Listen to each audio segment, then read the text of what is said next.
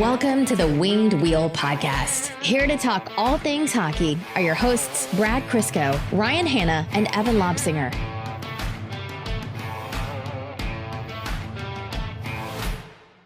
What's it say about us?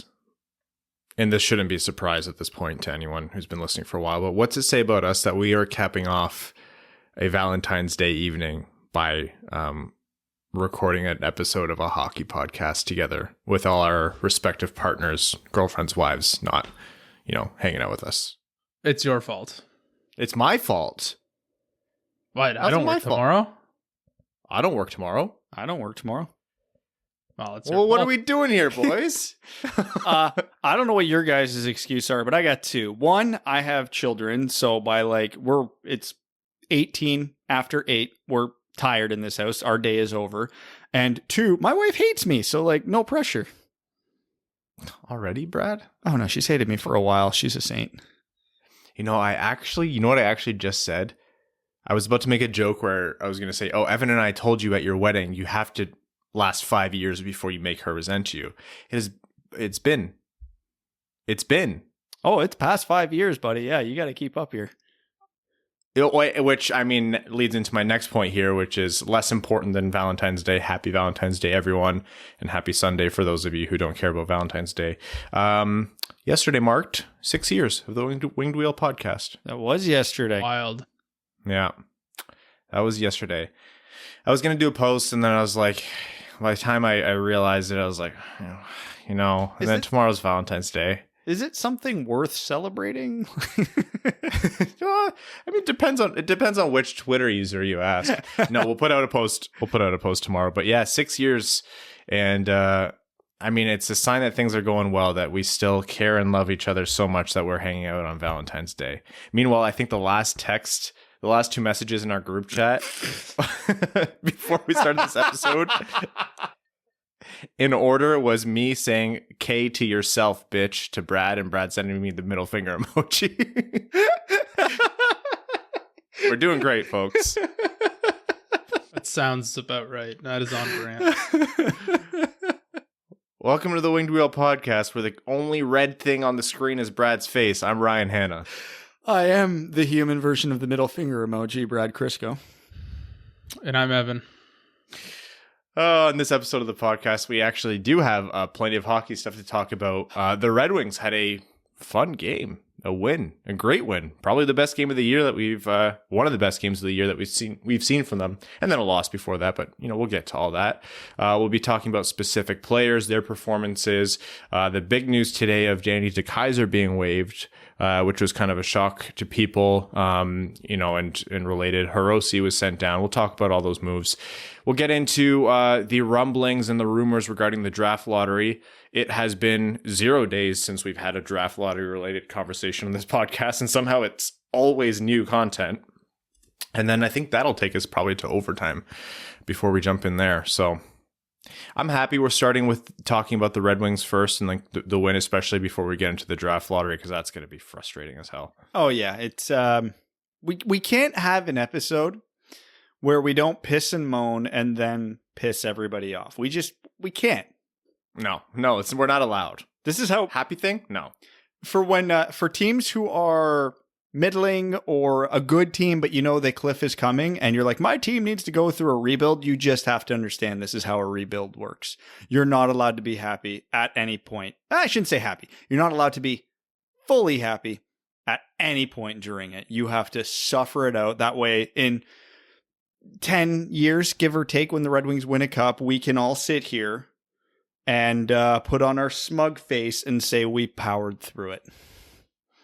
Yeah, and that's why, we're pretty receptive to feedback, but some that I just kind of shoo to the side is when people are like, you're unrealistically positive about the team, which, I don't know how often we get that, but we'll say something, they're like, what team are you watching? This is crap, that's crap, this is shit. And it's like, hey man, we all know this isn't new, and it's not going to be new for a long time.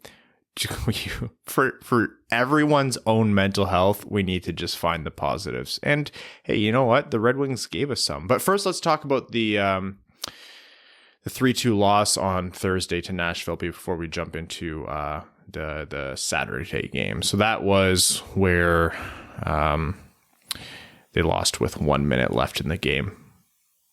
Sad, man. Yeah, that was gutting. I'm glad you mentioned that because I'm at the point in the season where I watched that game beginning to end, didn't miss a second of it, and I had completely forgotten it until you reminded me that they blew it in the last minute. Yeah, we talked about it was in the group chat, and I remember Prashant saying he couldn't watch the game, and he's like, it seems like I picked a good one to skip, and we actually said, we were like, yeah, outside of the highlights, nothing is really happening in this game. It was a little tough because I thought it was another show of the Red Wings, especially at 5-on-5, demonstrating like how they've changed as a team and being able to lock down the game a little bit. Is it pretty hockey to watch? No, not always, but this isn't the same team as last year where it was easy to score on them and just dunk on them repeatedly. So I was pretty pleased with that. Got another goal out of, offensive dynamo Mark Stahl, which like, I love when Mark Stahl scores. It is so funny to watch everyone's reaction. Robbie Fabbri scored that game, he's on a little bit of a heater right now. Mantha, Hronek, Ryan, and Mesnikov all got on the board. And it was just, it sucked because that last minute, it all kind of got deflated. But, of the losses that come about, it goes without saying, and this is such an obvious statement, but I'd much prefer blowing it with 1 minute left and losing by 1 goal rather than, getting dunked on 7-3, pulling the goalie and having 2 empty netters scored on you.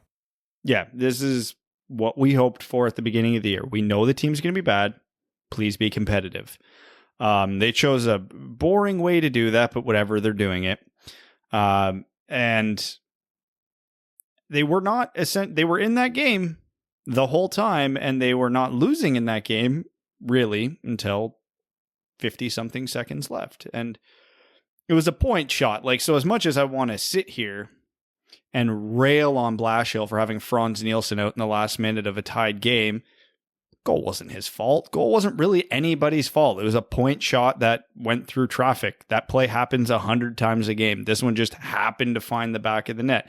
It's fine. Like, I don't think the Red Wings played well on Thursday. I felt they played a pretty bad game, actually. Like we were talking about in the group chat. Nothing happened, which is typical. There was that 20-second span or however long it was in the last minute of the second period where Matt Duchene scored, and then Mark Stahl said, lead, screw you, and tied it up on a damn near end-to-end rush, which was unbelievable. And then nothing happened until the goal with a minute left. Like, it is what it is. It was a largely forgettable game, which in a rebuild is probably worth being thankful for. It was funny because Pekka Rinne, when Anthony Mantha was shooting the puck, was just like lights out, robbed him once or twice, and you're like, damn, Pekka. Like, I don't think they were absolutely impossible saves, and I'm not saying, Mantha deserved a goal. Like, he played way better than he would have seen him on the scoreboard. I thought he had a fine game. But Pekka Rinne made those saves and then let Mark Stahl's like donk goal just flutter past him. I was like, hey, Pekka, what's going on, buddy? What is this? Speaking of horrible Pekka Rinne goaltending, yesterday's game. Yeah. And, a theme across both games, I said the Red Wings did a much better job 5-on-5 at not just getting trounced by better teams. And that's important. And we'll say this again in this topic here, but I think if the Red Wings come out with this an effort that they had on Saturday against Nashville, the second game, all year, win or lose, I'm happy. That said, Nashville's not a good team. No, they are. I know Evan hates how much whenever we quote our own tweets, but I think I sent a tweet out that said in our preview episode, I think I said I expect Nashville to take a step back this year.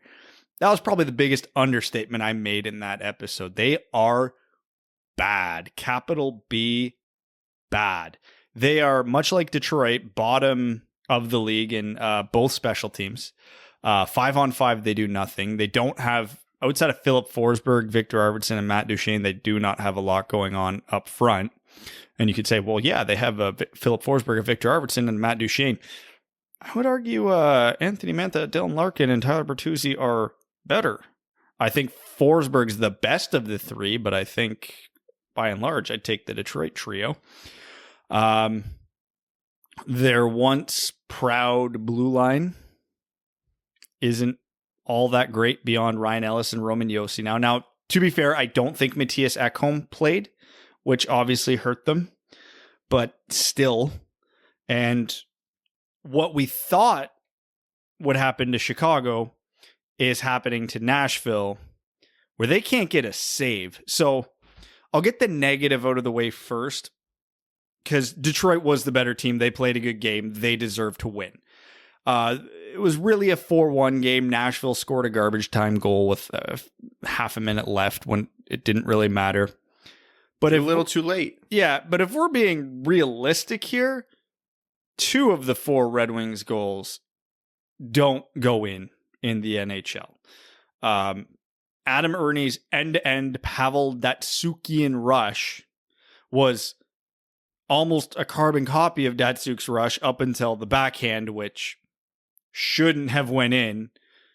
That's a puck that gets saved 99 out of 100 times. But hey, it was a good rush by Ernie. He carried it with momentum. He found the seams. He found the lane. He took them. He made the play.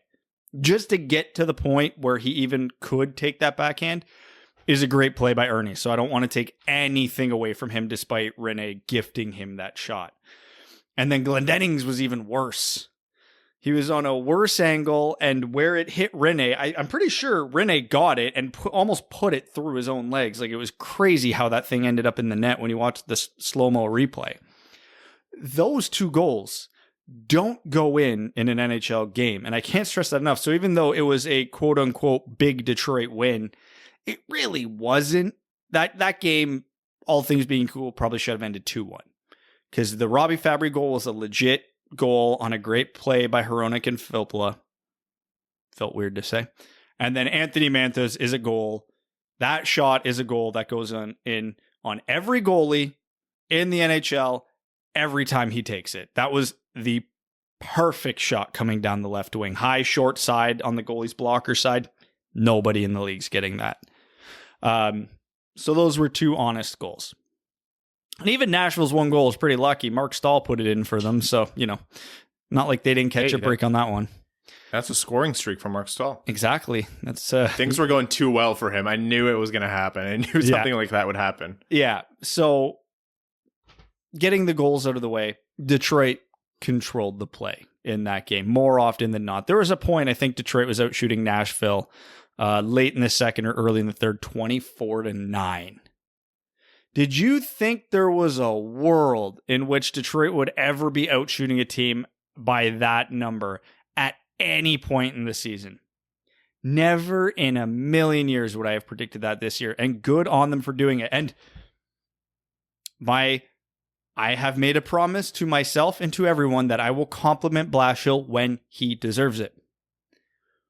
Whatever he told the team, they were very noticeably more aggressive that game against Nashville. The defense were activating. The forwards were holding on to the puck for longer. They were being more aggressive with their passes. They were playing at a higher tempo. The power play, they got rid of this, but they didn't use the slow-moving Detroit deep dish drop pass nearly as often. When they had it in the offensive zone, they were making quick passes. You could see they were actually rotating a bit. That was where the lack of skill kind of came out a little bit, because you could see they were trying things and they just couldn't pull it off. But I was so happy to see them trying them, because the few times it worked, it did yield a chance. So whatever that system that he implemented for that game was, that's the one I want to see every game. It worked. Yeah. Even if it didn't work, that's what I want to see, because that's the type of hockey good teams play. You do not need to sacrifice defense to play like that if you have a good system. We've talked about Detroit's blue line being improved this year. It's still a bottom 10 blue line in the league by just talent, easily, comfortably. But they're a middle-of-the-pack 5-on-5 team. You can coach defense, and Blashill has actually done a good job at that at 5-on-5. Again, I'll argue he's done poorly in every other aspect of the game of hockey this year, but that's one thing he's done well. So, grandiose point, good game. Detroit deserved the win. Wasn't as big of a blowout as it looked like, but this is the hockey they should be playing.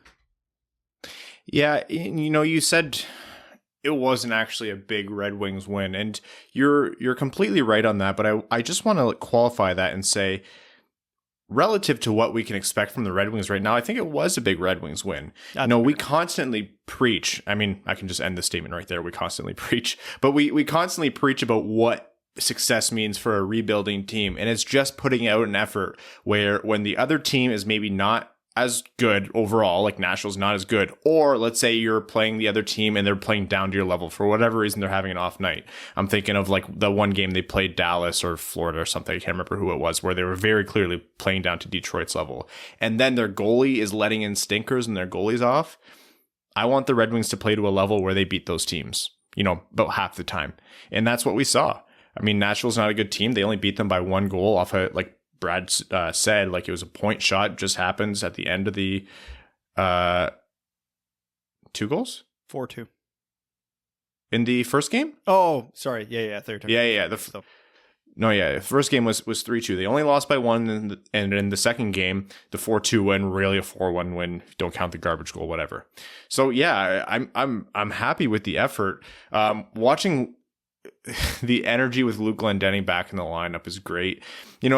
It's not hard at this point in Luke Glendening's career to dive into the numbers and see that he's not quite as effective as he used to be. But I still think of all the guys in that kind of Luke Glendening territory that we talk about, like those bottom 6 guys that aren't the obvious, like Nielsen's, where nobody wants him on the team. Luke Glendening is someone where if he doesn't get dealt, I'm happy if he's back. I just love the energy the guy brings to the team. He's a complete workhorse. Took a hit to the head that went unpunished by Radko Gudas, missed a few games, came back and has his first point and first goal in 42 games, which sounded insane to me when they said that on the broadcast, and his first ever 3-point night. Jonathan Bernier returning to play and looking fantastic, had a lot of shot support, had a lot of support through, as Brad said, team defense, which I know if I'm Thomas Greiss watching that, I'm like, hey, come on, where was this when I'm in net? That Filppula play was like, was that 07-08 Filppula? Like, what was I watching there where he held that? Like, that's the playmaker within Filppula that we saw in his prime, and it was just actually gave me like warm fuzzies. Robbie Fabbri, that was his 50th career goal. He's on a little bit of a tear. Robbie Fabbri's consistently scoring. Just if you look at the underlying numbers, is one of the better Red Wings night in and night out. The gorgeous Mantha shot that Brad described, like whether or not Mantha had a perfect game, like if Mantha has an off night and he snipes one like that, that's exactly what you need from one of your most talented players. It was very, is this a real game or is this something from WandaVision? And I won't say any more than that for those who haven't watched yet. But no, it was a really great game. And just, I mean, Red Wings fans deserved it. And kudos again to the Red Wings, to Jeff Blashill, that they just kind of needed to pull together and get that. I think Glendening and Bernier were a big part of it. Oh, 1,000%. My favorite Bernier stat right now is if you look at goals against average and save percentage, out of the 3 Red Wings goalies that have played this year, he is third in both categories. Calvin Pickard and Thomas Greiss have better stats on both fronts than them. The Red Wings as a team are 4-10-2. Jonathan Bernier is 3-1. Thomas Greiss is going to stab someone before this season is over at this rate. He really will. Thomas Greiss must constantly have the same facial expression as Evan. Now, here's a fun little stat for everybody as well, too. So, Ryan, I want you to list right now. Have you looked at the Red Wings scoring leaders since that game, like for the season? No, I'm familiar with what it was before the game. I think there's a 3-way tie for the leading scorer on the Detroit Red Wings right now. Goals or points? Points. Guess. Larkin. There's your obvious one. Bertuzzi, because I know he was leading in goals and I think still is. I don't have the goals up, but nope, Bertuzzi is not one of the 3. Okay, I'm still taking a third guess. Not Fabbri, he missed too much time. I'm going to go Mantha. Yeah, the much maligned Anthony Mantha is tied with Dylan Larkin for 9 points. And if we want to talk about much maligned this season, also tied for the team scoring lead right now, Filip Hronek. Is what? Filip Hronek has how many points? 9. Shut up. Filip Hronek, Anthony Mantha, and Dylan Larkin all have 9 points. Hirose That's has actually 0 goals, but he's got I 9 was gonna assists. say, yeah, he hasn't scored. Oh, and I will say a big part of that last game, that was Hronek's best game of the year. Oh, he was fantastic that game. Finally, it was good to see. Zadina also had I'll say Zadina had a fantastic 2 games. If there's anybody who deserves a goal right now on the Red Wings, it's him. His stats do not reflect how well he has played. Especially on the power play last game, he was fantastic. Yeah, it's weird. You think we spent the whole year shitting on Mantha and Hirose by and large, and they're keeping up with Larkin, who we haven't said much about. So it's a fantastic development. I mean, Mantha and Bertuzzi are tied for the goal lead with 5. Mantha looked like Mantha last game. Like, if you showed me a game from last year and that game from this year, I wouldn't know the difference. It was a relief to see. He was winning those puck battles that he normally wins, like he did all last year, because when he's engaged, he doesn't lose them because he's 6'5" and like 700 pounds. He was shooting the puck well. He was making good passes. I mean, even in the Thursday game, he had an impressive assist on Fabbri's goal. So his Thursday game wasn't as strong as his Saturday game, but both good games. So, hey, maybe the Blashill's message got through. Mantha's starting to kick into one of his heaters, hopefully. And here we are. Like, it's the downside of a rebuild when a guy can underperform like Mantha and still be tied for the scoring lead, but here we are. You know what deserves attention out of fairness? You know, whenever we advocate for something or someone, we always try to call back when we're wrong, or, you know, it's not going as expected and it's not all sunshine and roses. I think Matthias Brome's looked rather unimpressive of late. That flash and fire and creativity we saw early on, I haven't seen it. And I don't know whether it's because they're sticking him on the top line, what it is, but I don't think he's had the games that he's been in, I don't think he's had a good couple of games here. He's been fine. I mean, I'm not noticing him in any bad ways. He doesn't look like he's a step behind Larkin or Zadina on that top line. He doesn't look like he's making a lot of plays either. So it's kind of the good and the bad with him on that line. I know we overblow this concept a lot, and I probably am again. But in his first few games, Brome was flying. He was trying shit. He was taking risks. It was working. He got healthy scratched. He hasn't been the same player since. I don't think I need to explain why that might be, because it's happened before a lot to Red Wings under the current coaching regime.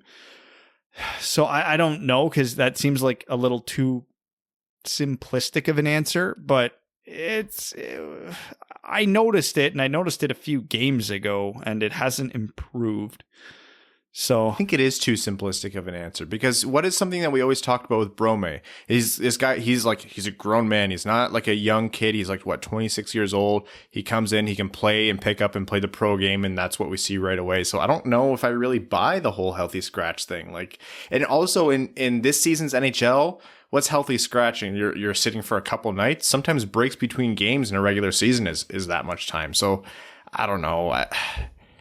It's been a couple games. It's been a few games. By no means am I going to write him off and say, yeah, scratch him whenever without fail.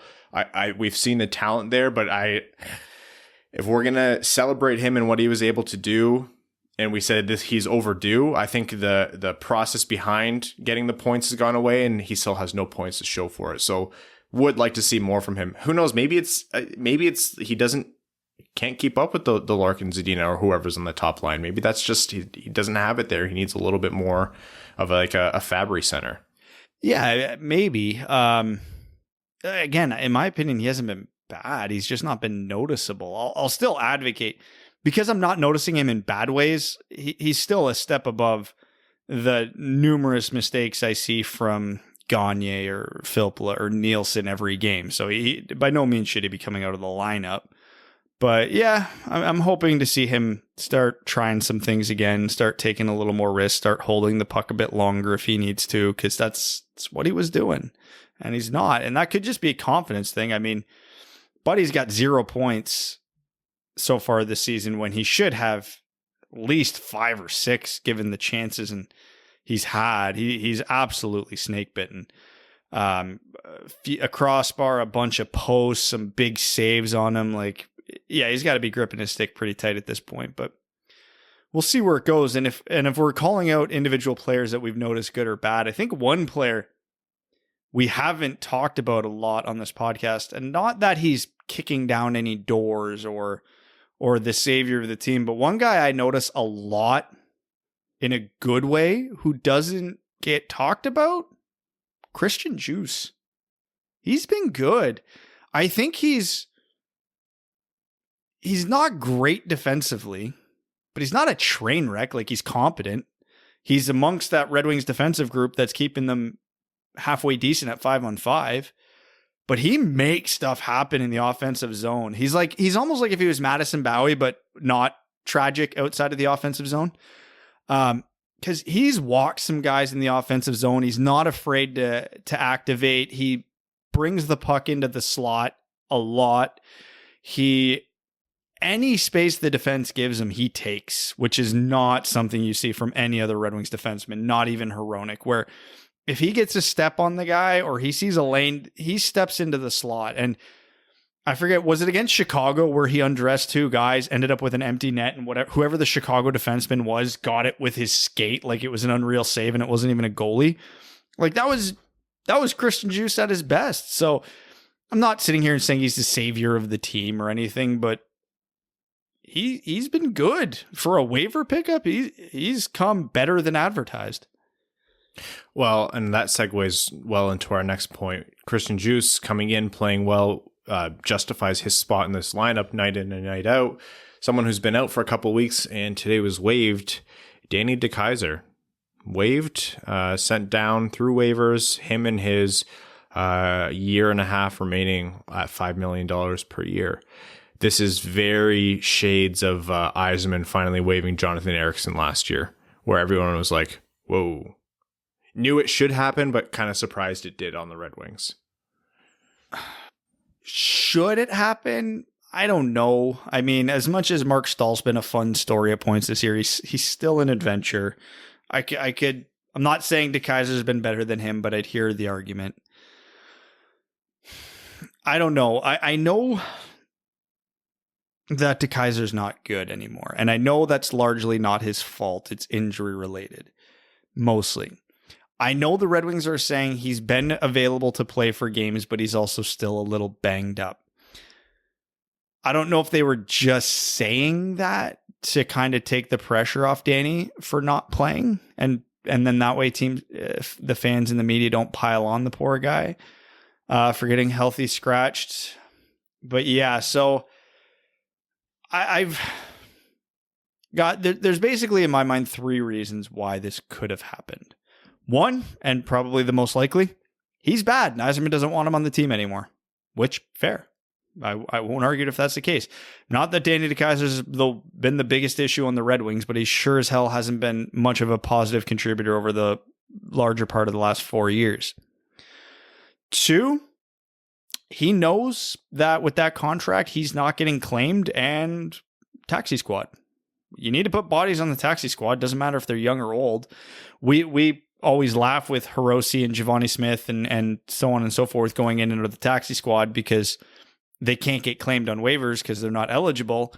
Well, the same thing could apply to bad contracts. Yzerman can freely send them in and out because he knows they won't get claimed. Okay, so we don't want to put, Biega or Juice or who the hell ever on the taxi squad. Okay, well, DeKeyser won't get claimed. Put him on the taxi squad. Or 3, they want to get DeKeyser playing because they figure it'll help his rehab from his injury or whatever, and sitting in the press box is doing him nothing. But they don't want it to just be a 14-day conditioning stint because they're not confident he'll be back in 14 days. And God knows what the quarantine protocols are that coming back and forth between the AHL. So they're like, okay, if we just waive him and send him down to Grand Rapids, he could play a month or 2 or however long he needs to until there's a trade or an injury with the current defense group, and then they can bring him back. So, and if he plays poorly down there, then they know to not waste their time, so to speak. So kind of an informal conditioning stint. Yeah, like, hey, man, go play. We'll see what happens. Like, we'd rather you play than sit in the press box, which, fair. It frees up a spot for maybe Lindstrom or Cholowski to come up and see some games now. Obviously, I haven't been able to watch the Griffins games, but I've heard Cholowski's been good. I'll take it with a grain of salt because I literally don't have an opinion on that. He did score a goal, so that was something.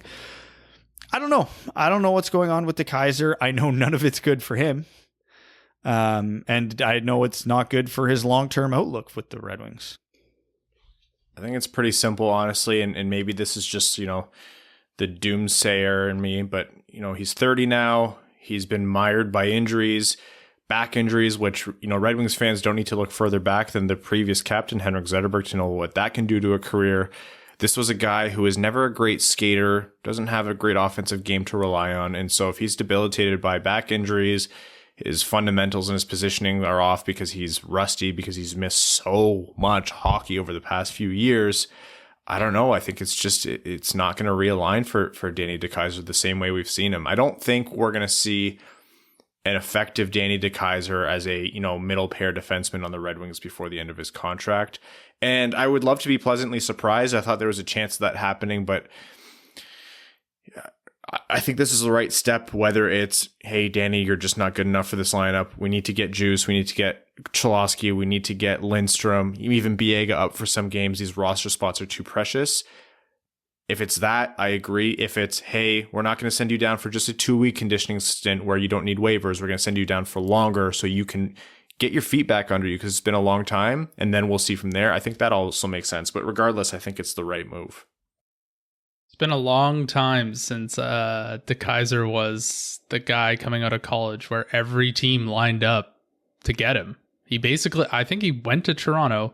Every team pitched it to him, and then he had the choice of any team, and he came to Detroit. I remember being thrilled, but it's just like all the injuries have added up, and when you have major back surgery, like you'll never come back.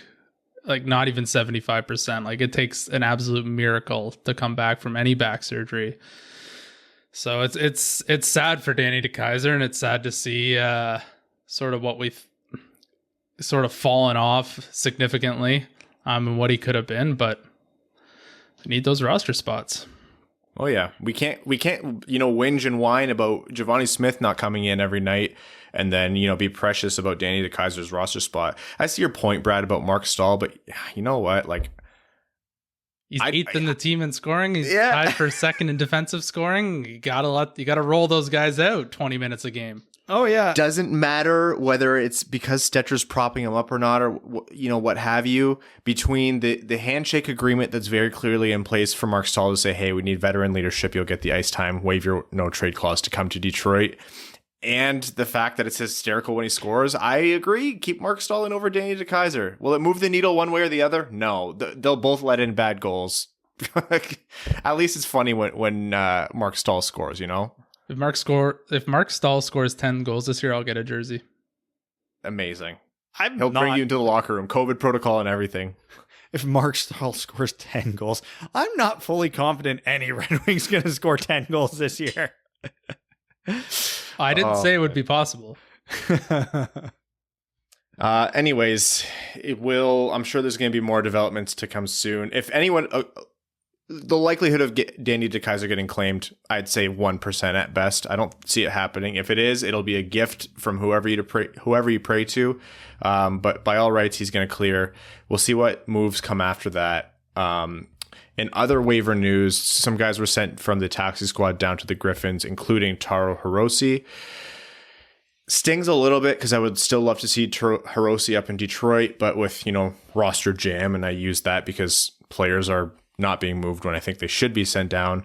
I would rather have him play in Grand Rapids and keep his, skates on the ice rather than rot on the taxi squad. At least that's my take on it. I would rather him playing in Grand Rapids than rotting on the taxi squad, but he should be playing in Detroit. Like, I don't understand this decision at all. You have 1,000 Luke Glendenings in your bottom six. You don't need another Nielsen, Filppula, Ernie. I don't care that 3 of them actually played pretty well on Saturday. It's been a 16-game season. That's the first game where we can say at least 3 of those 4 guys played well in the same game. We're lucky if we get one. Taro Hirose's played well in more than 50% of his games, and on a team that hasn't scored a power play goal in about 9 years, Hirose looked effective on the power play. Why? Like, give him a shot. You, Blashill, you are proving that you can coach 5-on-5 defense and that you can do it with just about anybody on this roster. Teach it to Taro. Like, he has not looked out of place at 5-on-5 this year. He hasn't looked dangerous at 5-on-5, but he's not looked out of place. But he has looked dangerous on the power play. Stupid. Like, this is one of those decisions. I don't, like, I get it. And I get that this is exactly why the Red Wings are where they are, because of this mentality that a Franz Nielsen who can kill a penalty, not well, but he'll do it, is more valuable than a guy that can help your power play. It's insane to me. You have to apply the same logic you just applied to Danny DeKeyser to a Franz Nielsen. Yeah. To a Darren Helm. Well, I would, no, maybe not Darren Helm. But Evan's backing off the Darren Helm. Yeah, Darren Helm horde. Let's not get too excited. He's hurt now anyway. He gets we get a pass on that right now. Like if you're saying DeKeyser has a significant drop off in his play, which he does, and it's warrant being sent through waivers, and no one's going to claim him, you just insert Franz Nielsen's name there. Yeah. Like, I described him to a T. I don't understand it at all. They're very clearly willing to waive veterans. They've done it a bunch of times in the last year, which is the concerning part to me. I almost would hope that this was just a Blashill, I'm good. It's a tough year. I'm going to give the benefit of the doubt to my veterans. No, I legitimately think he thinks they're better hockey players, which is a bigger problem. Nielsen has 2 points in 14 games. And that's 2 more than I would have guessed he would have had at this point. Yeah, that's higher than I would have guessed. That's even bad for a fourth liner. Like, Adam Ernie's had 1 play where I've noticed him this year. It's a hell of a play. He's had 1 play where I've noticed him. Darren Helm's only play that I remember this season was that bad offensive zone penalty he took a bunch of games ago. Who else? Filppula has had more moments than the other ones, but his bad moments also seem to be worse. Like, it's just... Think of it this way. We just talked about a Red Wings win and it was super positive. The Red Wings went 0 for 4 on the power play in that game. They are, and I worked this out in the middle of the game. I don't have the numbers in front of me, but I believe they are 0 for their last 25 and 1 for their last 34. Think of how many more Red Wings wins we'd be talking about if they were twice as good, which is literally just 1 more goal over their past 34 power play tries. Like, is Taro Hirose going to save the power play? By God, no, of course not. But you got to be doing some things differently. Credit the power play last game. I thought, if this wasn't in the middle of a big slump of the power play, I'd say, hey, that power play actually wasn't god awful. They were doing a lot of things better. They're slowly getting better. But 0 for your last 25 and 1 for your last 34, you gotta be doing something differently. You have to be. People get fired for those numbers. People not in a pandemic would be fired for these numbers. And you'd think that is the one aspect of the game where the Red Wings may have an even chance at scoring goals. Like, if they're gonna be one of the worst teams in the league, having a man advantage is an advantage. So you think they'd be good at it, or at least competent. No, and yet here we are. And yet they drafted a power play specialist at 9th overall who's in Grand Rapids, and they have a left half wall passing specialist also in Grand Rapids. Just this is the part where the old school mentality of the Red Wings just drives me up the wall. Not that they trust their veterans more or anything like that. Waiving DeKeyser proves that I don't think that's the case. It's more concerning than that. They just think these players are better. Now, the one thing where I will say I'm a little curious, in the next 24 hours might give us an answer on that. If their argument, if you asked them point blank and they said, and they were sworn to give an honest answer, and they said, okay, We like Hirose and we like Rasmussen and we like Cholowski. We just think it's better for their development to be in Grand Rapids this year. Fair. Cannot argue that. You can argue whether or not that is the right call, but if they think that, perfectly acceptable answer. But they still need help on their power play. Desperately. Especially the second unit.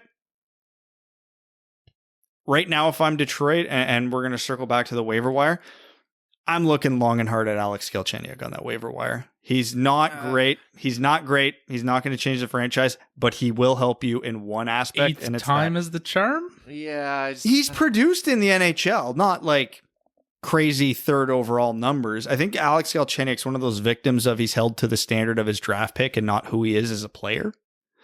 He's getting traded 6 or 7 times. I think he's been pretty unremarkable. Like, I get it. I think I was on board with this before the season too, but just watching everyone in the way right now on the Red Wings roster, I'm not sure I want to add another speculative piece, you know? I mean, if it gets Franz Nielsen or Darren Helm or Val Filppula out of the lineup, please make it happen. You know, it gets someone like Giovanni Smith. I know. Yeah. I know. Yeah. Trust me. I'm just, because he's not even that old. Like, I mean, it's free, and what's Galchenyuk's contract like? Nothing. It's basically $1 million? Nothing. So I would totally be okay with it. I just don't expect it to happen. No, neither mostly do I. because nobody seems to claim anybody good off waivers, especially Christian forward. Juice is offended by that statement. Hosang's gone through like 4 times. And he just got someone cut would get from him his out of Swedish team. Yeah. Really? So, Yeah. really? For fitness levels. He made it 5 games. Oh, that's a whole nother story. A lot of the times it's because of it's like number of contracts. And I would love to see a rule where if teams pick up a player, they're allowed to go over the contract limit by 1 for like 10 days or something. They have 10 days to sort it out. Because I think a lot more movement would happen. GMs would literally never vote for that because they use that as like a buffer and protection for players. Like they'll waive a guy when they know he's not likely to get picked up. But just in the interest of fun, like I think that would be a good way for players to get moved. Then you don't have that stupid situation where a player gets waived, no one claims him, and then all of a sudden teams are talking trade because they need to move the same number of contracts out. Even if they did allow it, I don't think it would improve it because it's the old boys club. Yeah, they just call each other and say, "Don't take this guy." You know, next time you send someone through, I won't take him. Yeah, it's the unspoken rules. Now, don't get me wrong. Galchenyuk's not the hill I'm willing to die on. If they don't claim him yesterday, I'm not going to. If they don't claim him tomorrow, I'm not going to be upset. Whatever. But take the fact that he's a 3rd overall pick out of your head. I'm going to read you his games played and his points for each season and tell me if that's not a worthwhile investment, because he's played a lot longer in the NHL than I thought looking at this. 48 games played, 27 points. 65, 31. 80, 46. 82, 56 with 30 goals that season. 61 games, 44 points. 82 games, 51 points. 72 games, 41 points. 45 games, 17 points. 14 games last year, 7 points. And then he enters the dumpster fire that is the Ottawa Senators and goes 1 point in 8 games. This guy is well over a half a point per game player in his entire career. This guy has a better per game output than Robbie Fabbri. I'm just saying. He does. but Detroit is also a dumpster fire, Brad. Don't forget that. And it worked. Robbie Fabbri went from the Cup champs to said dumpster fire and got better. It can happen. Yeah. And there's some weird things going on in Ottawa with DJ Smith right now. I don't know how many people have been following that, but it's been weird. The whole Eric Brandstrom thing, and then it's weird. Alex Galchenyuk could certainly use some prolonged time in one place. He's been on like 5 teams in like 4 years. Like, how are you supposed to grow any sort of chemistry, like get any sort of rhythm? Like, the guy's just a walking suitcase. Yeah, and he spent 6 years with Montreal, and if you look at just his Montreal numbers, yeah, he looks like close to a top 10 pick. Like, it was the 1 year with Arizona, 1 year split between Pittsburgh and Minnesota. Like, that's when his numbers started to dip a little bit. You give him some consistency, who knows what happens. I'm just saying, when you're in a rebuild, a highly skilled 27-year-old to bridge the gap for you seems like a really worthwhile gamble to me. Well, we still have the draft lottery to talk about, and I'm sure we'll have more to talk about regarding waivers next episode. But for now, I'm going to talk to you about today's episode of the Winged Wheel Podcast being sponsored by none other than the FanDuel Sportsbook, who we're thrilled to partner with as they give us fans what we really need, more excitement in the game. FanDuel is America's #1 sportsbook for so many reasons. It's easy to use from registration to deposits and finding great bets. Withdrawals are fast and easy. You get your money back as quick as 24 hours later, and they're constantly running odds boosts and special bets. Now listen to this. FanDuel is letting you place your first bet risk-free up to $1,000. Just place a bet on any game, and FanDuel will refund you up to $1,000 back if you don't win your first bet. No strings attached. If you win, you keep the cash. If you lose, you'll get up to $1,000 back in site credit. We wish we can bet on games like Monday's Battle of Florida between Tampa Bay and the Panthers, but we're excited that listeners have this $1,000 risk-free to try FanDuel themselves. What you need to do now is download the FanDuel Sportsbook app to get started with a risk-free bet of up to $1,000, and be sure to sign up with promo code WWP so they know the Winged Wheel Podcast sent you. That's FanDuel Sportsbook, promo code WWP. You got to be 21 and older and present in New Jersey, Pennsylvania, Illinois, West Virginia, Indiana, Colorado, Iowa, Tennessee, Virginia, or Michigan. First online real money wager only. Site credit is non-withdrawable and expires in 14 days. Restrictions apply. See sportsbook.fanduel.com for details. If you have a gambling problem, call 1-800-522-4700 in Colorado, 1-800-BETS-OFF in Iowa, 1-800-9-WITH-IT in Indiana, 1-800-GAMBLER in New Jersey, Pennsylvania, Illinois, and Virginia. Tennessee Redline 1-800-889-9789, www.1800gambler.net in West Virginia, or call 1-800-270-7117 in Michigan. FanDuel Sportsbook, WWP. All right, the draft lottery. More things to be pissed off about. Here we go. Yay. So, you guys will have heard Brad. I can just end that statement there. But you guys will have heard Brad over time talk about why the timing of the draft lottery and the changing of the rules has been a sticky topic and something that Brad was worried about happening, specifically the way they're talking about it happening now. The previous draft had Alexis Lafreniere, who is talked about and touted as, you know, the closest thing to a Austin Matthews level first overall pick that we'll have seen since Austin Matthews. Not necessarily in the style of play, but that's the kind of player you're going to get. Guaranteed to be a generational talent or a franchise player? No, but, you know, pretty damn close to it. Next draft, which is this draft upcoming, there's a lot of guys who can go first overall, and it's not that they're bad players, no, but just none of them are really projected to be the same way. Is that a 100% guarantee? No, of course. You can get the next McDavid in this draft. There's no way to know for sure, but just by the way these things go, we don't have an Alexis Lafreniere. The draft after that, you have players like Shane Wright, Brad Lambert. I always forget Brad Lambert, and it's Savoy, right? Matt Savoy. Those three guys, especially Shane Wright, like Shane Wright's being compared, and I'm saying this loosely here, he's being compared to McDavid. And Crow. Those are three guys who can, and those are three guys who in their own drafts would go first overall. So you can understand why we turned red in the face when we heard rumblings of the NHL GM saying, Detroit got screwed last draft. Let's change the rules to give the worst teams, of which Detroit still is one, a better pick in the draft, but then let's also add a rule where you can't pick in the top 3 2 years in a row. I called this like sarcastically and facetiously a bunch of times in the summer, and here it is playing out exactly like I said, except it's not playing out that way. People missed the second part where LeBrun reported Bettman. And he's saying he's hearing from league sources the league does not have the appetite to implement a limit, which is good. Good. Also, even if they do, I don't think it would apply this year. So the fact that this is getting talked about, don't let me dismiss what Ryan was saying there. It's stupid, and everybody involved in these ideas is stupid. At least not stupid people, but this is a tremendously stupid idea. But remember the big thing with changing the draft lottery last year, and Ryan, correct me if I'm wrong on this, but one of the reasons they ultimately didn't change the draft lottery format last year in terms of odds and all that, even though they had to have that weird caveat for the playoff teams, was that they couldn't change it mid-season. Like, teams went into the year with an expectation. We have to uphold that expectation. Okay, we're over 25% in this year. I know if I'm a bottom feeding team and they're changing anything right now, I'm going to be pissed. I built my team around certain parameters, et cetera, et cetera, et cetera. So if you want to implement it next year, all's fair. We will plan for that.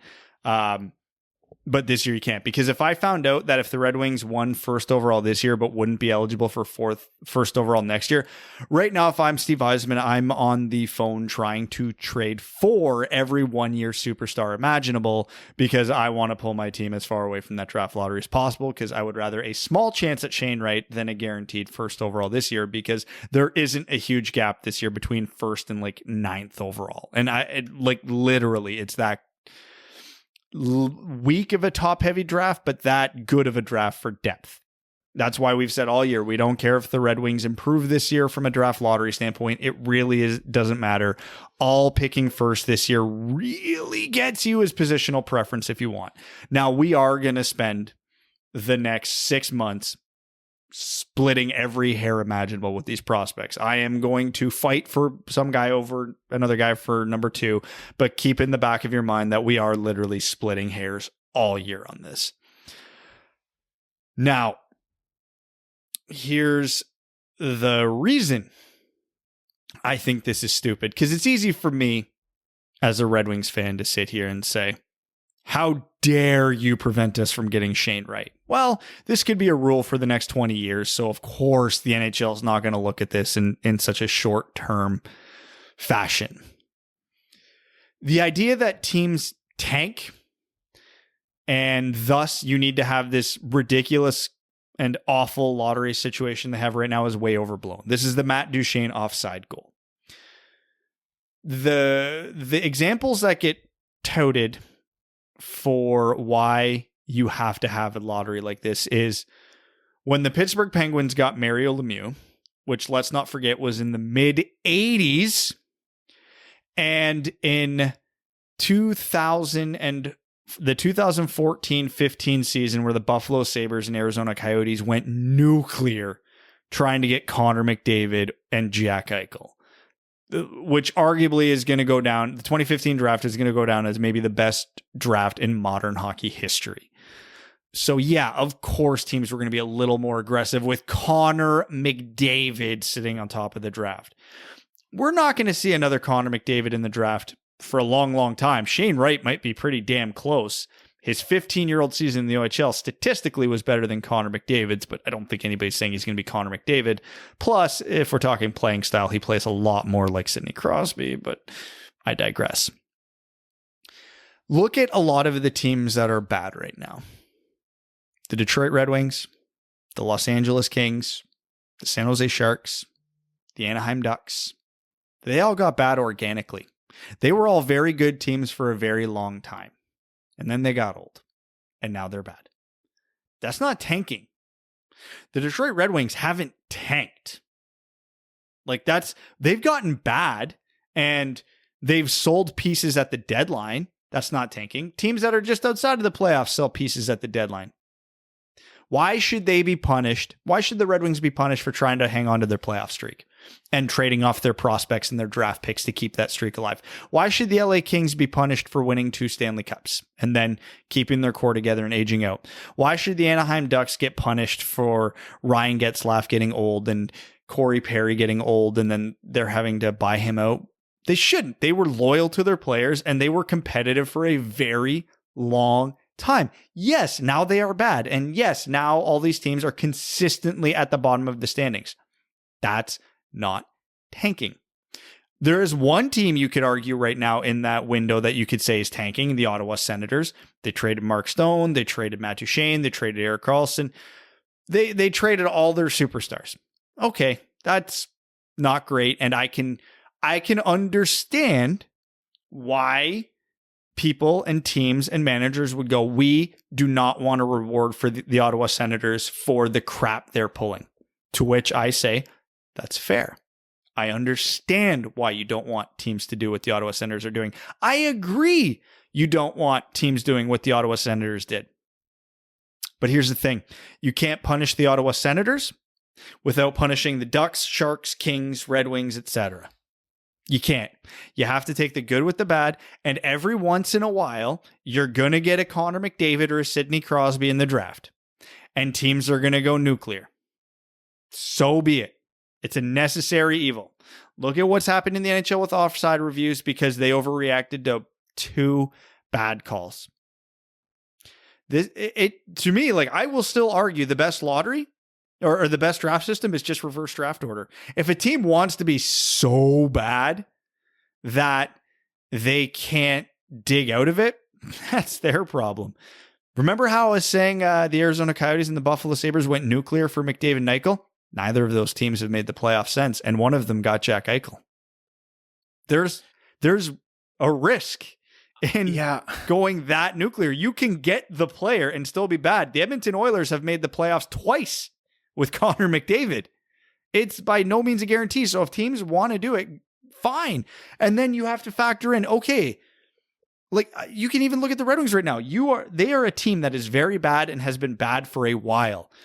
The Red Wings haven't come close to selling out a game in what feels like 4 years. I know that's not fully true, but still, they're taking the financial hit. Butts and seats. Yeah. Because they've sold out games. The Red Wings. Yeah. I get that. The Red Wings are taking a financial hit right now. Merchandise sales are down. Memorabilia sales are down. Ticket sales will be down. Ticket sales are going to be cheaper. You want to be in the draft lottery every year? Fine. There's not every market is Toronto. Not every market is Montreal. I'd say outside of those 2 markets, almost every market will suffer being bad financially. Okay, so then you are almost literally paying for your draft spot. So to me, this just gets back to the whole, I don't even think a lottery is necessary, but trying to reward teams that like just missed the playoffs by giving the New York Rangers Capo Caco and Alexei Lafreniere, get the F out of here. My take on all this outside of everything that you just described, Brad, was where was this energy in the summer? Like, I don't really buy the genuine, moral standard that the teams conveniently within the bubble playoffs, but outside of the real playoffs were selling, which was, oh, well, we played all season under these rules and this is how we approach it. Like, no, man, you can't proclaim that there's no tanking in hockey and then saying we were playing under these rules. There was a disproportionate benefit to every team other than the 7 who got boned in the offseason. They could have done a lot of good by having the draft lottery earlier. And yeah, am I a whiny, biased Red Wings fan? Absolutely. Like, I will not hide that about the draft lottery, but the whole guise of, no, we have to keep it this way because this was how we played this season. That's not why those teams were interested in keeping the rules in place last summer. They did it that way because they would benefit from both making the playoffs and potentially being part of the Lafreniere draft. Like, that's it.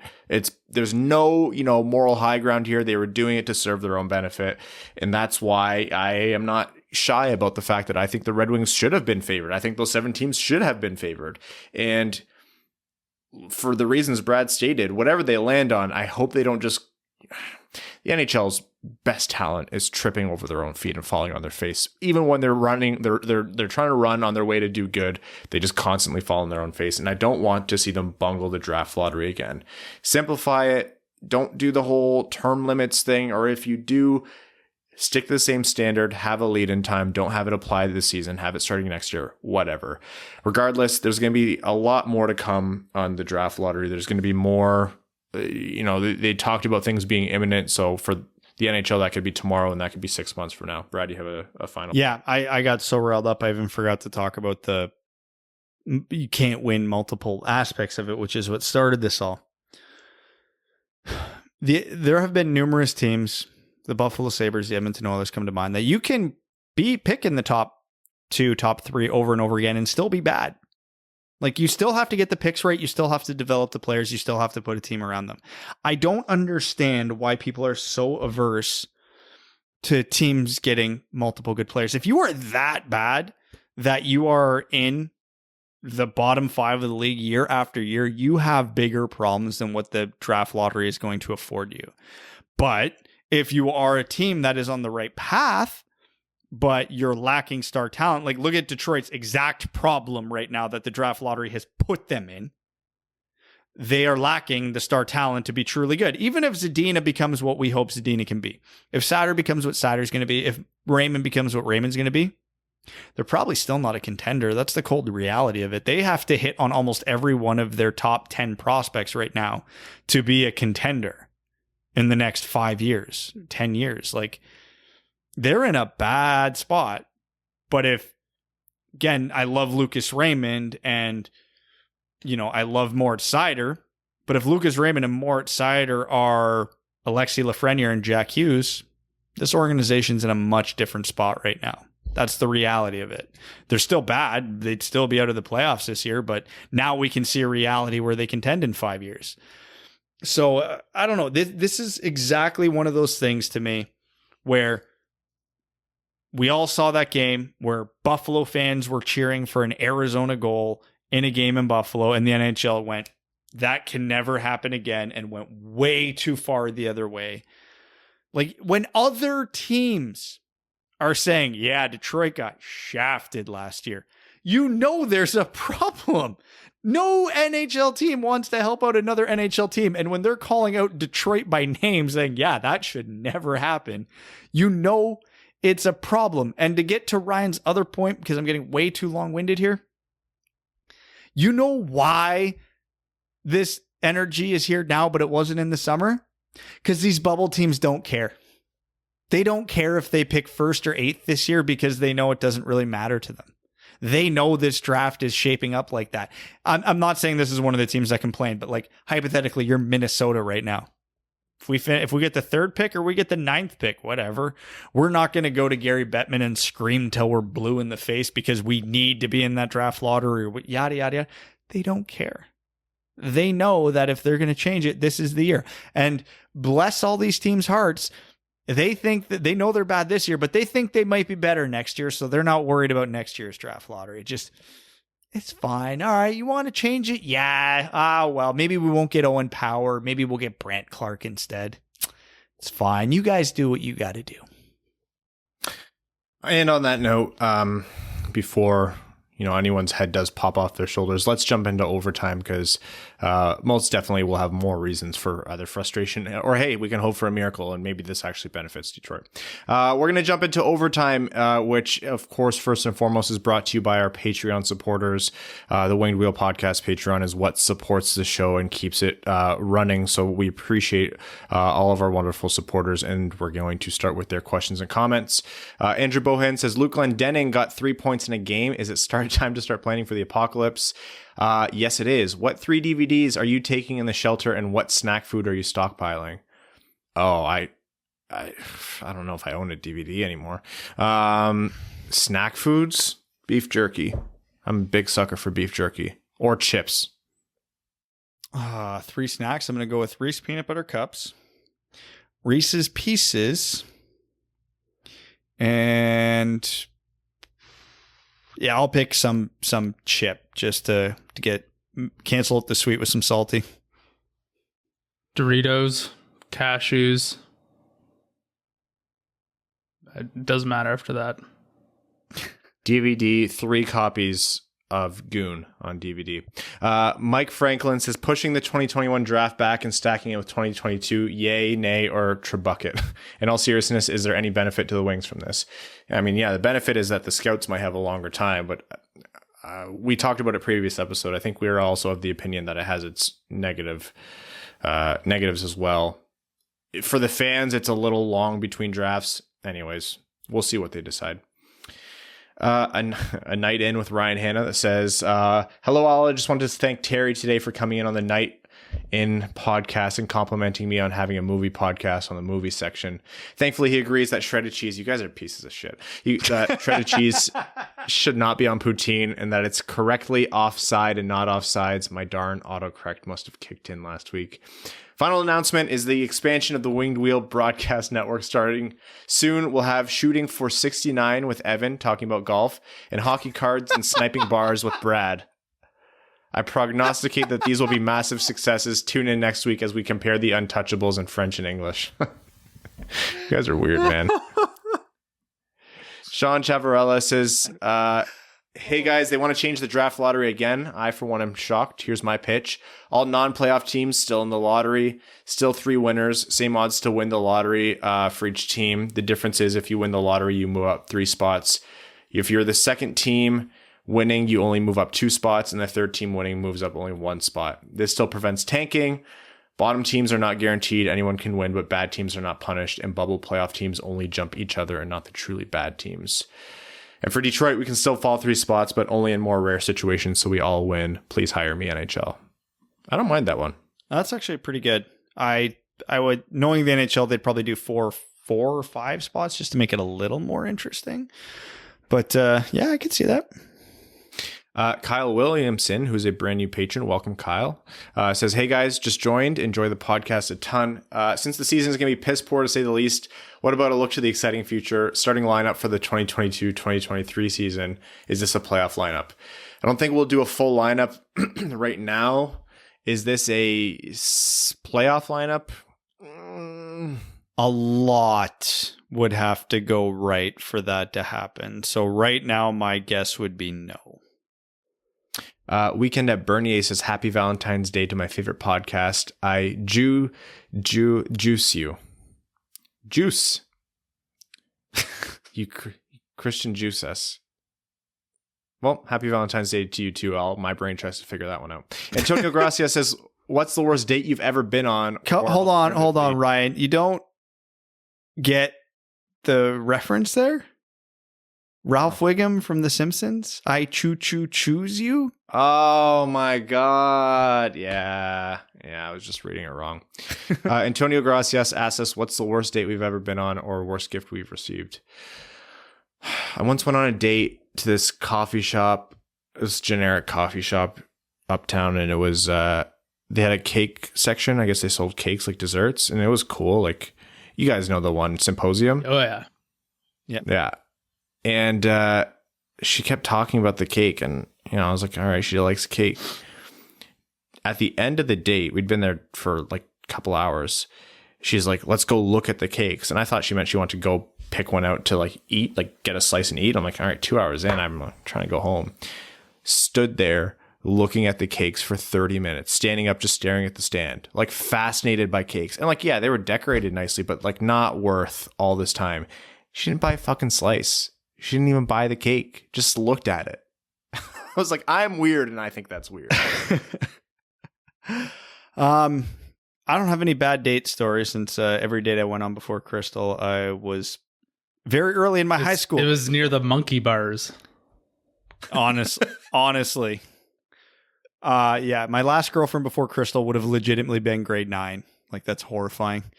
Although I do got a funny birthday story where this past summer, actually, it was shortly after my birthday because it didn't line up exactly right. But neither of my fellow podcast hosts even called attention to my birthday. It was weird. It's odd. It's a weird one this year. Did we not? No. Ryan, I rely on you for that. I rely on you for that. You're the one who remembers. Oh, I don't remember anything. I have to now start putting birthdays in my Google Calendar because I don't remember them. No, I'm the guy who literally doesn't care about my birthday, so that stuff doesn't offend me at all. But I've been saving that one in my back pocket for just such an occasion. I don't know when it is. Devastating. So when is it? I know Evan's is June 13th. Correct. And Ryan's is November. I always get yours off by a couple days. I always want to say the 5th, but I don't think that's right.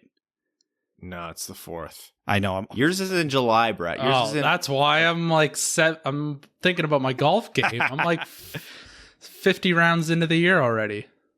Okay, first of all, I'm sorry because we're bad friends for that. Second of all, I can't believe we didn't get that. I wish your wife a happy birthday the other day. I think, to be fair, I think it's my fault. I don't think Facebook shows my birthday, and that's literally the only way I know anybody's birthday anymore. Because I don't know if I have it input, so that might... Evan, can you please put his damn birthday? It's July 17th. Can you put it in your calendar so we don't mess this up again? I can do that. I remember... It makes it even better, too, because when you thought we all forgot your birthday and then I called you on it in the middle of the podcast... You're like, fuck, I thought I got away with it. When was it No, in no, no, my man. July? July 17th. It's on a Saturday. Oh, I definitely won't remember if I don't put it in my phone. I'll be. Oh, it's on a I'll be- Saturday this I'll be year? out Great. on the It times out on a Saturday in a pandemic, because of course. We're going to move on. Scott O'Touche says, what, if anything, would it take from Kenny to do a swap of DeKeyser, 2 years left at $5 million, for Neil, 3 years left at 5.75? Kenny would have to throw in a sweetener, because when you're dealing two bad contracts for each other, the sweetener goes to the team getting more term. So what that would need to be, I have no idea, but we have Edmonton's second round pick. So Can you guys spawn another second and send it to us, please? they trade for a second round pick from a bad team and then send it to us, please. Ryan Hanna's Robe says, holy crap, we won a game pretty convincingly, which is odd. Not really a hockey question, but how about another favorite or least favorite / overrated, underrated for chicken wing sauces? Oh, I feel like this is going to start a fight. I love Jamaican jerk or Caribbean jerk, and I love just like classic buffalo sauce. Honey garlic's good. I'm not a big fan of dry rubs for wings. Unless it's lemon pepper. Lemon pepper's good. Mango chipotle dry rub's really good. Oh, that actually does sound really good. I agree with all the good ones Ryan said. There aren't many. The problem is I love chicken wings, so I can't really say many of them are overrated. Straight barbecue. No. Barbecue sauce is over. Oh, I love barbecue sauce. I'm gonna go Garpar. Wow, overrated? Whoa. That's what I was gonna say. That's what I was gonna say. Evan, yes! Wow, I didn't think Both of you, holy shit. I didn't think Brad was gonna say that. Yeah. Garpar's overrated? Yeah, overrated. What's wrong? I don't know. I think it's gross. I gotta move on. I can't This process is my favorite this. episode. Oh my god. Overrated Garpar? You could have picked so many other things where I would have been like, okay, I disagree. Where do you fall on buffalo sauce? Love. Okay. Yeah, I love buffalo. Okay. I'm just trying to, build back the barometer of where we are with chicken wing sauces. Have I just not had it in a long enough time? And like, I'm actually, that's such a wild take that I'm questioning myself here. Or like, are you ordering from a dumpster? I know a lot of people who love it, so Yeah, I say I don't like it. It does come from some sort of, data that I've collected. That's why I'm calling it overrated, because out of my circle of everybody I know, I'm one of the very few people who doesn't like Garpar. So like, I get that you're objectively right on this one, Ryan, because you're in the majority, but like still, it does nothing for me. Well, it's Valentine's Day, and I did forget your birthday, so I won't berate you this time. Sam Bankson says, Glenny's elite, that is all. Scott Martin says, well, boys, we did it. A solid hockey game. Now let's hear your bold predictions on how we furk up the next game against Chicago. I mean, if they can continue that effort against Chicago, who has looked like a tangibly better team than Nashville, then yeah, I'll be happy. Lars, the prophet of the towering behemoth. Oh, Lars. Hell of a comment. You're going to hear us parsing down comments just to keep it a little smoother on runtime here. Lars says, as the season slowly circles the drain and most players on the roster will have zero impact, I choose to look to the future. And Lars is pitching the wings, the red wing of the future that he thinks we'll love most. If there was ever a time to pick a goalie with our first pick in a draft, it's now. Before you have a collective aneurysm, hear me out. Jesper Wallstedt is a proper unicorn. 18 years old. He's 6'3" and 214. His entire hockey life, he's been playing versus kids older than him. He's playing 1 or 2 years older at the international junior levels for Sweden. Last season, he made his SHL debut as a 17-year-old, and this season he's played in about 19 games with under 2 goals against average and 918 save percentage. He's looked really solid at age 18. Doesn't need to clarify how unique that is. Yes, goalies are voodoo, harder to predict, but better to pick free agent who provides league average goalkeeping and so on and so forth. By drafting Wallstedt, though, Lars thinks we will get, barring injuries, a goaltender for a decade and a half. Are you betting against him at worst being league average? So here's where I subscribe to Prashant's theory about why you don't pick goaltenders this high. Even if I'm with you, I think Wallstedt's going to be great. If like when I do my draft rankings, I tend to rank just based on skill and probability. So goalies always get bumped down because of probability. So if I have a goalie anywhere near my top 10, believe me, I believe in them. But if you're right and he's going to be the goalie for 10 to 15 years, that means he's really, really good, which means you're going to have to pay him out the ass long term. And that hasn't worked out well for just about any team that's had to do that, because eventually these goalies hit a wall and goalies are up and down. And like Carey Price hasn't been Carey Price for a few years now. Bobrovsky got that contract and fell off a cliff. Like, I mean, no matter how good Wallstedt is, I'd almost always rather pay a goalie for $6 million, even if he's objectively 75% of the goalie Wallstedt is. With good defense and limiting high danger chances, which coaching can do, you can get by with a pretty good goaltender. Now, I'm not saying you have to do what Carolina's doing and pray to God Peter Mrazek is the guy, but you can get good goalies for good prices, but you have to go about it a certain way, and picking them in the top 10 is not it.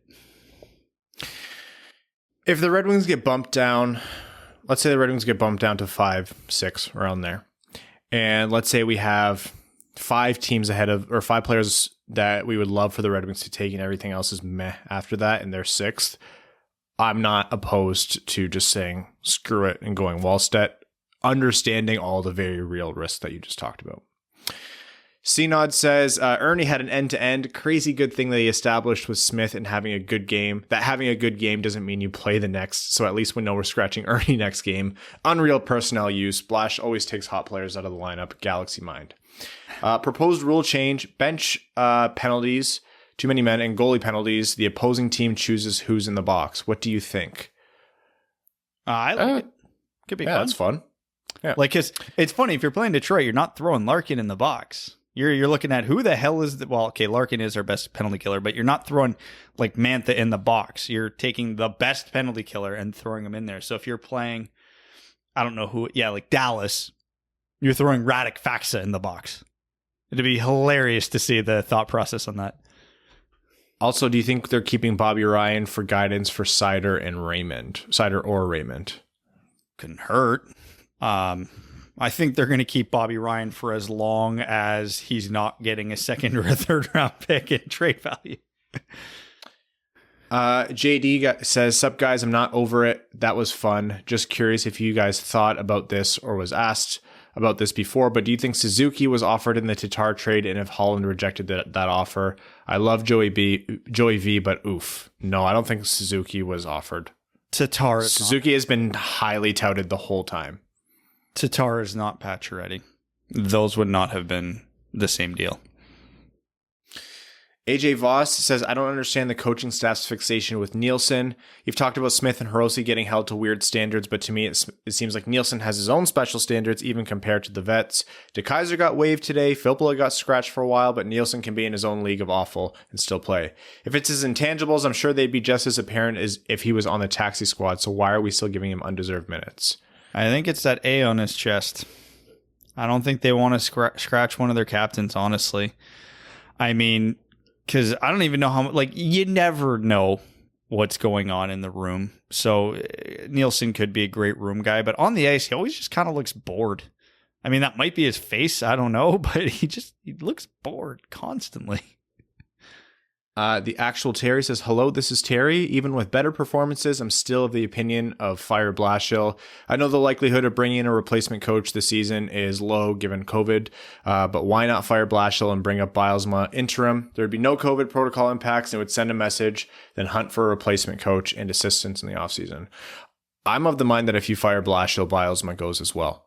And I don't even want to give the notion that Bilesma's blame free here because the special teams have been god awful under him. So if you get rid of one, in my mind, you get rid of both. And if you can't get rid of one because of whatever circumstance, then that has to apply to both. At least that's what it is for me. Yeah, I tend to agree, but the pandemic might not allow that.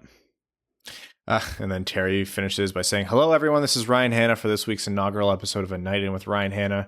Join me as I go in depth on the 2005 epic Kingdom of Heaven starring Liam Neeson, Orlando Bloom, Eva Green. This covers a great historical topics like feudalism, the Crusades, and of course, Brad's favorite, the tree bucket. Please message me on Twitter." No, No, screw you guys.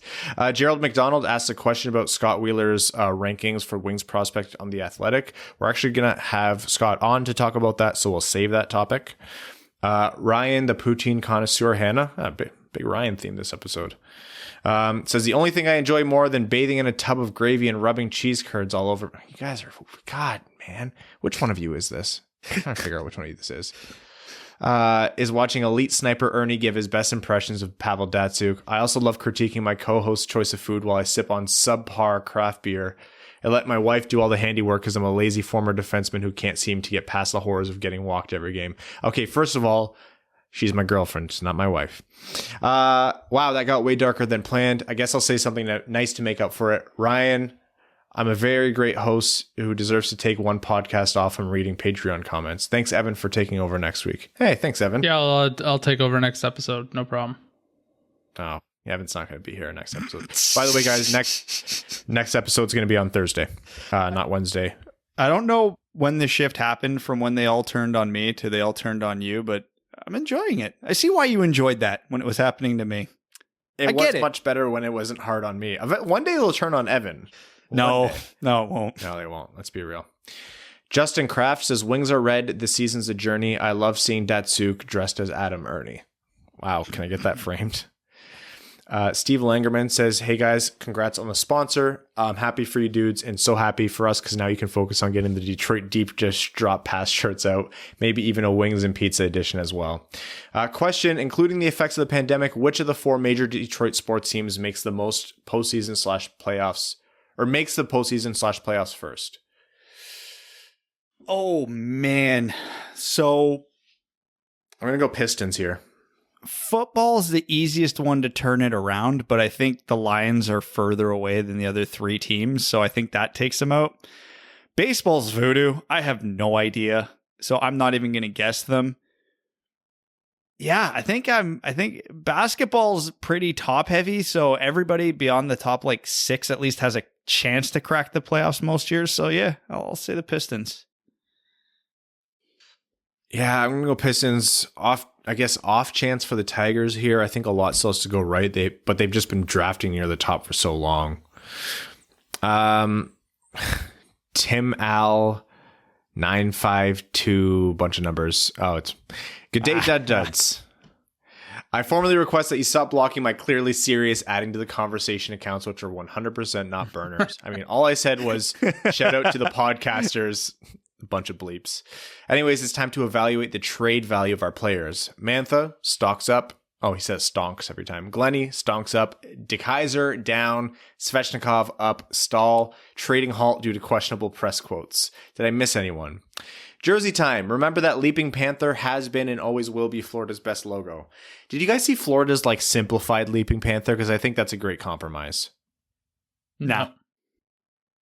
You don't think it's a good compromise, Brad? Haven't seen it. Don't want to see it. I'm going to show you right now. Because I get those jerseys were nice to look back on. I understand, but I just don't.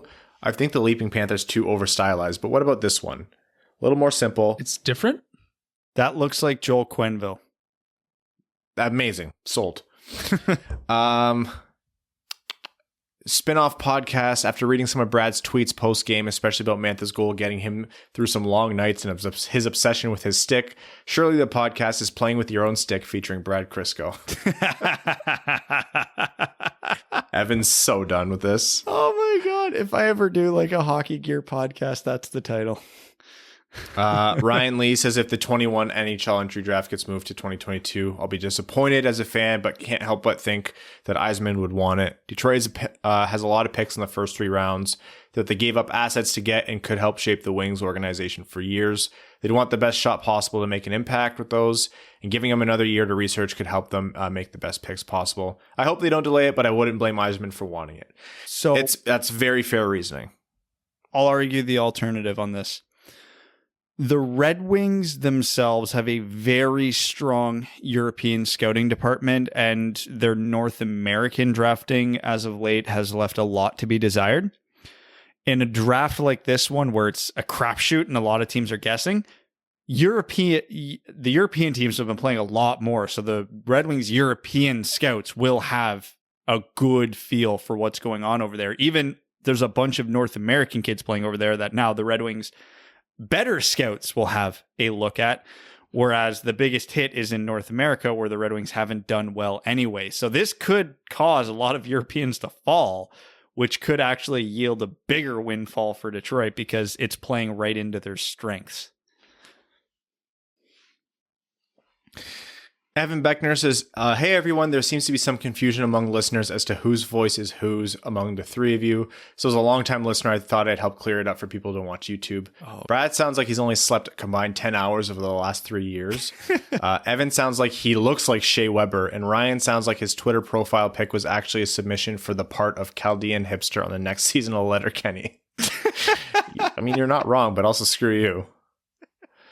Hope that clears it up for the newer listeners. Thanks for the great podcast, boys. Thank you as always, Evan. Oh, Tyrone Bigham's big brand big bag of shredded cheese poutine says, happy Singles Awareness Day, fools. And as Ryan once said, there's nothing better than shredded cheese poutine. I won my first ever week of fantasy, even though I've been playing who I can, despite COVID. At one point I had 6 out with it. Thanks for the fun podcast. Yeah, fantasy's been rough. I didn't reach my 3 goalies this week. Craig on Twitter says, can you please squash all the higher Gallant chatter? I'm all for firing Blash, but there's about a 99% chance Gallant's the guy in Seattle, right? I mean, I've heard the Gallant to Seattle, but like it hasn't been crazy prominent, so I don't know how much stock to put in that yet. It does make sense, though. All right, time for a couple Reddit questions here before we wrap up. 1327 Let's Go Red Wings says, what's your favorite / go-to whiskey? I'm currently working through a bottle of Glenmorangie right now, which I love. I should probably take a look at my liquor cabinet. I tend to drink like one whiskey and only one whiskey as I drink the whole bottle, but I'm also trying not to drink too much hard liquor while we're like not hosting people. I generally reserve that for when we have people over, which we haven't been able to do in like a year. So I don't know. And one more question here. I'm sorry if we didn't get to enough here today. It says own journalist 7780 says, can you guys compare Höglander and Berggren? Is Höglander the better prospect / player, or is it close? It's close. I do give the advantage to Höglander, though. He has more of a dynamic element to his game, I think might be the word I'm looking for. Not that he's light years ahead of Berggren, and he's also already in the NHL, so we know he can do it at that level. So yeah, I give the edge to Höglander, but both small skilled Swedes who excelled in the SHL, so there is a lot of comparisons there.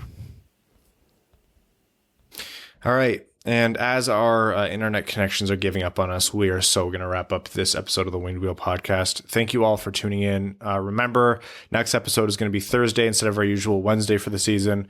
So just wait an extra day for that. We'd like to thank all of our listeners, our sponsor, the FanDuel Sportsbook. Download and use promo code WWP. We'd like to thank our name level Patreon sponsors, Arjun Shankar, Eve Bartel on behalf of the Sarah Grand Foundation, Brett Bailey, Taylor Tadgell, Ryan Hubbard, R.A., Zach Spring, Citizen High Five, Cody Stark, Greach, Jeremiah Dobo, Jake Kiefer, Tyrone Biggums. It's not loading. We all know. Andrew Bohan, Scott Martin, Jacob Turner, Matt McKay, Craig Kibble, Brandon M., Matthew M. Rice, Luke Johnson, Kalen Wood, Hassam Al-Qassem, Hana Lee, Sam Bankson, Kevin McCracken, Zach Van, Josh Yelton, another former junior goalie turned golfer, Trevor Pevavar, Evans Bingo Card, Connor Leighton, Danny Jr., Evans Golf Cart, Evans Golf Cart driver, Matt Keeler, Kevin with a bunch of numbers, Antonio Gracias, John Evans, Joseph Minima, Quaz, and Stan Olsen. Thank you all so much. We will see you on Thursday. Thanks for tuning in to the Winged Wheel Podcast. Be sure to check out wingedwheelpodcast.com, where you can subscribe to the show on iTunes, Spotify, or wherever you get your podcasts. You'll also find links to other ways to support the show, such as Patreon, official podcast apparel, and more. And don't forget to follow the show on Twitter at Winged Wheel Pod. And of course, the hosts at Brad Crisco, at Ryan Hanna WWP, and at Hockey Town Evan.